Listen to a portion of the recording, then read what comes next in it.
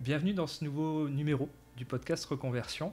On accueille aujourd'hui Gaëlle, qui a créé son entreprise il y a quelques années, qui aura l'occasion de nous discuter, de nous parler de ça, de nous raconter un peu son histoire. N'hésitez pas à vous abonner au podcast, à suivre sur les réseaux sociaux, à mettre des j'aime, des commentaires quand la plateforme le permet, ce qui nous permet de donner de la visibilité au podcast, de vivre, de montrer et puis de partager d'autres parcours inspirants. Bonjour Gaëlle. Bonjour. Bienvenue. Merci. Je te laisse te présenter rapidement ta situation aujourd'hui, où tu en es, quelle est ton entreprise, et puis après on ira dans les questions. Ok. Alors, je m'appelle Gaëlle, je suis tapissière d'ameublement. J'ai créé mon entreprise en 2021. Je suis maman de 3 enfants. Je suis actuellement en évolution dans mon travail puisque je compte prendre mon indépendance dans mon propre atelier d'ici quelques mois. Super. Jusqu'à maintenant, je travaillais avec Bénédicte Chourec de chez Maya Sofa qui m'a formée. Top. Pendant, depuis 2019 en clair, parce que j'ai fait tous mes stages là-bas. Ok. Et puis voilà, il y a quelques mois, l'idée a émergé d'avoir mon propre atelier, de prendre mon indépendance. Ok, voilà. Super. Avant d'être tapissière, alors tapissière en ameublement, au final, ton travail, c'est de restaurer des chaises, des fauteuils, des rideaux, peut-être aussi. Oui. Tout ce qui est ancienne pièce de tissu, en fait. En fait, c'est très large. Ouais. C'est la réfection de sièges, fauteuils, canapés, anciens comme modernes. D'accord. C'est aussi la confection de rideaux. De coussins décoratifs, de rideaux, stores, coussins décoratifs. Et aussi, là, il y a une évolution avec les éditeurs de tissus qui proposent aussi de la tapisserie, en fait, coordonnée avec les tissus. Ok. Donc, on a un métier de réflexion, mais aussi de conseil, en fait, pour voir le métier un peu dans sa globalité. Donc, on est un peu décorateur aussi. Donc, il y a une fonction d'artisan, une fonction d'artiste aussi dans une mesure, parce qu'il y a ce goût de je vais associer ça avec ça et je vais le mettre en telle proportion. Ce qui est passionnant dans ce métier-là, c'est qu'on ne fait jamais la même chose. Il n'y a jamais 2 histoires pareilles sur un mobilier. Il n'y a jamais 2 mêmes fauteuils. Il n'y a jamais... alors, la réflexion, c'est bien. Il y a toujours un petit souci particulier sur un fauteuil, mais voilà, rien d'insurmontable. Mais voilà, c'est les projets uniques. D'accord. Est-ce que tu te destinais en scolarité, fin de scolarité, dans tes études supérieures, à devenir artisan ? Ou pas du tout ? Du tout. Alors, c'était quoi ta première carrière ? Alors, j'ai été comptable. Ok. Voilà. Rien à voir. Rien à voir. Passer des chiffres à quelque chose de beaucoup plus manuel. Ouais. Oui. Non, mais clairement. Okay. À la sortie de 3e, je ne savais pas vraiment ce que je voulais faire. Tu aimais bien les chiffres ? Mais pas du tout, en fait. D'accord. Mais pas du tout, parce qu'en fait, j'ai fait des études de comptabilité. Mon frère était passé par là. J'ai des sœurs, parce que je viens d'une grande famille, qui étaient aussi passées par là. Je dis, bon, on va aller par là. J'étais pas mauvaise. J'ai continué. J'ai fait ça 6 ans d'études jusqu'en BTS. Donc, j'ai eu en 2002. Mais en sortant de l'école, je n'ai pas fait de comptabilité parce que je voulais pas être dans un bureau. D'accord. Alors, j'ai dit, maintenant, j'ai commencé les études, il faut les finir, que ça soit utile quand même à un moment donné. J'ai fait beaucoup de travail avant d'être comptable. D'accord. Plein d'expériences différentes. Oui. Alors, j'ai été téléconseillère sur des plateformes téléphoniques. Ouais. J'ai travaillé dans la grande distribution. D'accord. Magasin de jouets, magasin de décoration. Commercial avant de retourner. Voilà, le contact, surtout être en contact avec les gens. Ok. Et en 2009, j'ai une amie qui m'appelle en fait un peu en catastrophe, qui cherche quelqu'un pour remplacer un congé maternité. Et en comptable cette fois. Oui, D'accord. Donc là, ma carrière de comptable a commencé, 7 ans plus tard. Il a fallu se remettre dans les études. C'est ça. Bon, non, ça n'a pas été si compliqué que ça, ouais. en fait. Donc ça devait durer 6 mois. Ok. Je suis restée 10 ans. D'accord. C'était un très long congé maternité. Oui, c'est vrai. Non, après, voilà, je travaillais quand même dans une entreprise assez, familiale. D'accord. Je travaillais avec ma meilleure amie. Ok. Donc, c'est sympa. Et puis, j'ai évolué, j'ai aimé mon travail. Hein, j'ai pas dit que je n'ai pas du tout aimé. Sauf qu'à la fin, quand j'ai eu ma dernière fille en 2015, mon travail est devenu assez répétitif. D'accord. Et là, j'ai commencé à m'ennuyer, en fait. Ok. Donc, quand on commence à avoir du mal à se lever pour aller travailler, c'est devenu plus alimentaire sur les dernières années et ça me convenait plus trop. Okay. Mais je suis restée. Confort, en fait, de voilà, je sais ce qui rentre chaque mois, je sais ce que j'ai à faire. Voilà, c'est ça. Et au final, je suis dans une routine, mais d'en sortir, ça me mettrait peut-être dans un inconfort ou dans une crainte pendant un temps. Oui. Donc déjà, l'idée, en 2015, j'avais déjà réduit mon temps de travail. Qu'est-ce qui a été le déclencheur du coup de ce changement? Qu'est-ce qui a pu le... Alors, j'ai un événement familial lié à mes enfants en 2018 où je me suis remise en question en tant que maman. Okay. Et je me suis dit, mince, je suis passée à côté de choses et là, il faut que je sois plus dispo pour mes enfants. Donc le souhait d'être plus présente avec ta famille, voilà, c'est ça. De réduire peut-être l'impact qu'a la vie professionnelle sur ta vie de famille et pouvoir te recentrer sur tes priorités. Le problème, c'est l'accumulation des responsabilités. D'accord. Travail, familial, il y a une maison à gérer. Ça devenait, j'étais de moins en moins disponible, quoi. Et puis j'avais 3 enfants, donc il faut un petit peu être un petit peu dispo pour tout le monde. Chef d'équipe à la maison. C'est ça devient compliqué. Et là, j'ai annoncé à mon travail que de toute façon je m'en allais. D'accord. Donc 6 mois plus tard, donc ça c'était en juin 2018. Et en février 2019, j'ai quitté mon travail. Donc, j'ai laissé 6 mois pour pouvoir rebondir à mon employeur, former quelqu'un d'autre. Je ne suis pas sans savoir ce que j'allais faire.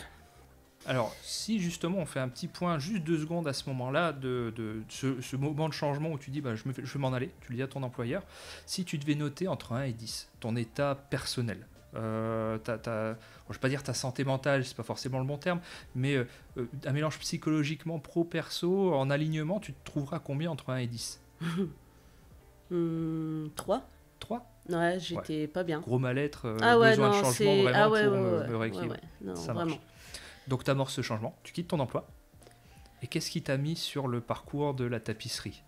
Alors, donc en juin, je prends la décision. Ouais. Assez rapidement, je préviens mes responsables en disant que dans 6 mois, tu n'es plus là. Je compte 6 mois.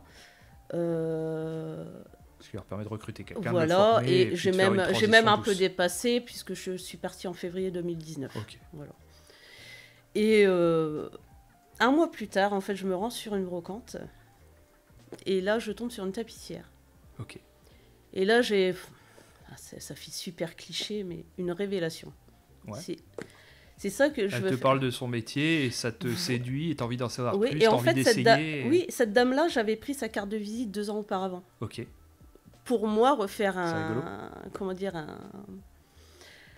siège. Ouais. Et parce qu'à la base, en fait, quand j'ai quitté mon travail, quand j'ai décidé que j'allais quitter mon travail, je voulais faire du relooking de meubles. Parce que c'est des choses que je faisais déjà. Voilà, je le faisais déjà pour moi. Et puis j'ai dit, mais oui, mais voilà, c'est ça. Donc elle m'a renseignée sur l'école. C'est une formation en quelle durée, du coup, pour devenir C'est une tapissier ? formation adulte en Greta, c'est 1 an. Ok. Donc là commence un peu le processus de recherche, où ça a été assez rapide. Redevenir étudiante pendant 1 an ? Oui, ça me posait pas de problème. En plus, on fait pas de maths, on fait pas de français, c'est que de la pratique, ça c'est bien. Ok. Mais et donc là, je démarre mes démarches. Ok. Je visite l'école, je me renseigne auprès de la responsable. Oui. Et puis après, les demandes de financement, tout se passe. Donc ma formation est prise en charge. Ok. C'est ça qui était bien. Ça m'a rien coûté. Donc voilà. Et en février, j'arrête mon travail. Oui. Donc là, après, il faut s'occuper jusqu'à septembre. Ouais, parce que c'est rentrée scolaire. Oui, c'est ça. C'est septembre 2019. Ça a été long. Ouais. Entre le moment où j'ai arrêté mon travail, parce que là, on se retrouve toute seule à la maison. Oui. Sans savoir quoi faire. C'est compliqué. Avec un projet qui a moyen terme quand même, parce qu'au final, tu commenceras réellement à pouvoir travailler qu'un an et demi plus tard. Techniquement, oui. Donc, j'intègre la formation. T'étais la seule à te reconvertir dans la formation ou vous étiez plusieurs? En général, le 90% c'est la reconversion. Ok. Donc c'est une formation majoritairement d'adultes au final. Ah oui, c'est de la formation adulte de toute façon. Oui, okay. Alors on est dans la même... C'est le lycée des métiers d'art à Saint-Quentin. Ouais. Donc on est dans les mêmes bâtiments que le cursus normal en fait. D'accord, que les jeunes. Donc oui, les jeunes de 15-16 ans quoi, enfin voilà. Et après, il y a plusieurs aussi formations là-bas. Il n'y a pas que le tapissier. Hein. Il y a des ébénistes, des tourneurs, des sculpteurs. Enfin, voilà. Motivé, il n'y a pas de souci. La fatigue s'installe parce qu'il y a la route. Je fais la route tous les jours. Donc ça, c'était 2020, c'est ça? 2019. 2019. Septembre 2019. Covid Fin du monde? Ah bah oui, mars, ça s'interrompt. Covid, compliqué. On fait du...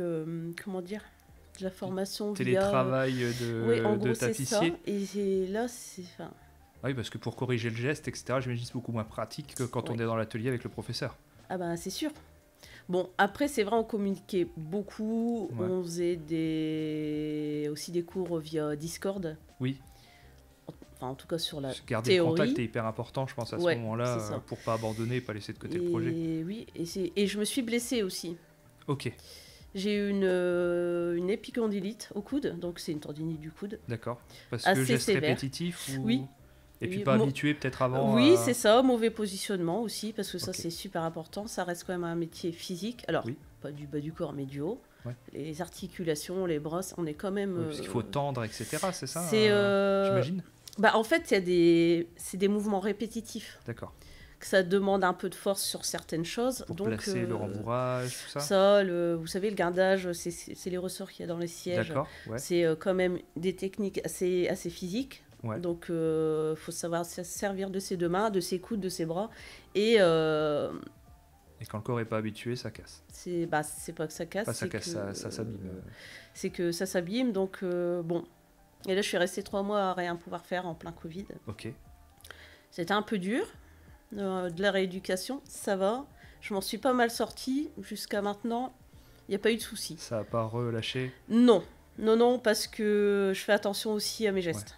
Parce que je me suis dit, même à ce moment-là, ça y est, ça va être fini, je vais pas pouvoir faire ça, quoi. Parce que on utilise des marteaux, vous savez, rien que le cloutage sur les sièges, c'est quand même le bras, le poignet, le coude. Et j'ai dit, mais si je peux plus faire ça non plus, ça va être compliqué. Ouais. C'est pas grave, donc on va dire que j'ai... C'est passé. Diplômé du coup 2021 Non. Non. Ok.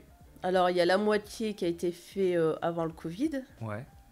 Ah, et du coup, ils ont dû repousser à cause des absences de cours. C'est ça. Et on avait quand même eu le temps de faire quelques sièges. Hein. D'accord. Et j'ai quand même eu mon diplôme. J'ai eu mon CAP en juin. Félicitations. Mais, merci. Mais j'ai continué, en fait, les heures d'atelier qui n'avaient pas été faites pendant les périodes de Covid. Parce que un an, c'est trop court. Bah oui. J'ai repris le chemin de l'école en septembre 2020. Ouais. C'est ça, jusqu'en janvier 2021.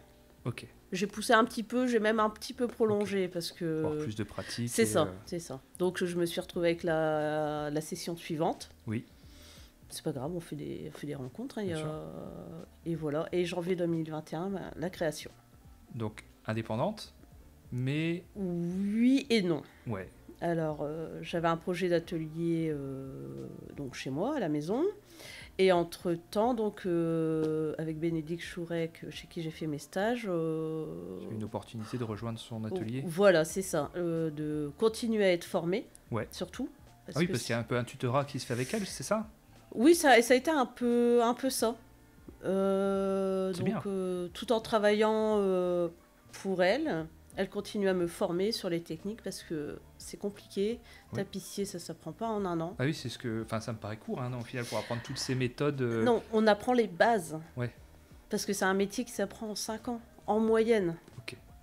Et malgré tout, même les gens d'expérience apprennent encore des choses parce que... Oui, il y a comme toujours des techniques, et puis je pense qu'il y a des architectures de chaises qui sont toujours différentes. Enfin, chaise, je simplifie la chaise, mais... Oui, et en plus, alors il y a les techniques sur les fauteuils de style et différentes sur les fauteuils modernes.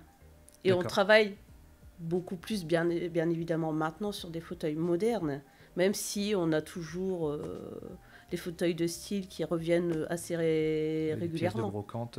Voilà, c'est ça. Ou le fauteuil de la mamie auquel on tient. Enfin, voilà. Ok. Voilà. Et au niveau du parcours jusqu'à la création, est-ce qu'il y a des moments où tu as eu envie de faire demi-tour? Est-ce qu'il y a des moments où tu t'es dit, mais dans quoi je m'aventure? Je vais laisser tomber, je vais redevenir comptable ou je vais repartir dans une expérience de vente? Non. Déterminé? Oui, mais beaucoup d'incertitude, de peur aussi, parce que être indépendant, c'est pas comme si on était en CDI avec son salaire qui tombe tous les mois. Là, tout dépend de notre travail. Ouais. Et c'est pas toujours simple, quoi, parce que des fois, un travail qui est on est censé mettre 10 heures, on en met 20 pour X raisons, techniques ou pas, c'est compliqué, donc il faut aussi... comment dire? Je dis pas que je n'ai jamais douté de mon projet, mais j'avais encore un manque de confiance. Ok. T'étais bien entouré à ce moment-là pour t'aider là-dessus? Alors c'est compliqué parce que courant 2021-22... je me suis séparée de mon conjoint à l'époque. Il y avait organisation personnelle à faire. Voilà, l'atelier était au domicile, l'atelier était en cours, et j'ai quitté le domicile, je ne suis pas restée là. Donc là, on se remet en... Là, c'est les bouleversements de chef d'entreprise, enfin de chef d'entreprise, non, enfin perso, et du coup, ça a changé quand même la donne, parce qu'on se dit, bon... Je dirais plutôt la capacité de rebond du chef d'entreprise qui a été mis à l'épreuve. Il faut que je puisse trouver des solutions, il faut que j'arrive à trouver une solution pour pouvoir continuer à avancer. Donc j'ai quand même continué à travailler, heureusement, comme je vous disais, avec Bénédicte Chourec de chez Maya Sofa, qui m'a beaucoup soutenue aussi, tant personnel que professionnel, qui n'a jamais hésité à m'encourager. Il faut le dire. Ouais, carrément, bien sûr. Et ça, je pense que ça a été un super point quand même de pouvoir être accompagné là-dessus. En fait, je pense qu'on est rentré dans la vie l'une de l'autre au bon moment. Ok. Alors, au final, dans ton parcours, il y a plein de moments où c'était le bon moment. C'était la bonne opportunité. Quand tu as commencé à travailler avec ta meilleure amie. Ça a été... Alors, plus tard, c'est quelque chose que tu as voulu quitter, mais je pense qu'à ce moment-là, c'était une bonne opportunité. Là, de pouvoir, avec Bénédicte, de pouvoir avoir cette opportunité d'atelier, de travailler ensemble, au final, c'est plein d'alignements et de saisir les opportunités au bon moment. Alors, oui, alors je suis d'accord, parce je suis persuadée qu'on ne rencontre pas les gens par hasard, que ce soit personnellement, professionnellement. Et j'ai été, je pense, aussi mis sur son chemin, parce qu'elle, personnellement, pro, voilà... Vous avez pu vous soutenir l'une l'autre. Voilà, exactement. Ok, super. Aujourd'hui, donc tu es chef d'entreprise depuis 2 ans à peu près, c'est ça? Un peu plus de 3 ans? 3 ans, presque 4 finalement, janvier 2021. Donc, quasiment 4 ans. Si on reprend un peu la question de tout à l'heure avec la note sur 10, aujourd'hui tu te notes combien? Dans ton équilibre, vie pro, vie perso, bien-être? Je suis à 7. 7. Bon, il y a quand même une belle progression, on est quasiment à 2 fois la note. Parce que j'ai compris aussi, c'est que les opportunités, il faut les créer aussi. Ok. Donc là... on va pas faire le boulot à notre place, et que si on les crée pas aussi les opportunités, je pense qu'on passe à côté de trucs quand même. D'accord. Donc là, prochain projet, si j'ai bien compris, c'est d'avoir ton propre atelier. Oui. Donc il y a une petite émancipation entre guillemets. Voilà, un regard de... Voilà, je me sens prête maintenant. Ouais. Maintenant, tu es à confiante. 4 ans de pratique. Voilà, c'est ça, plus confiante. d'avoir mon endroit à moi, même si ça a été très bien. Terminer enfin pas terminer ce projet parce qu'il va continuer, mais du moins l'aboutissement du projet, d'avoir la collaboration ne se terminera pas. Oui, voilà, bien sûr. Ça va se poursuivre sous d'autres formes, quoi. Donc je veux mon atelier parce que j'ai des projets, en fait. Oui, bien sûr.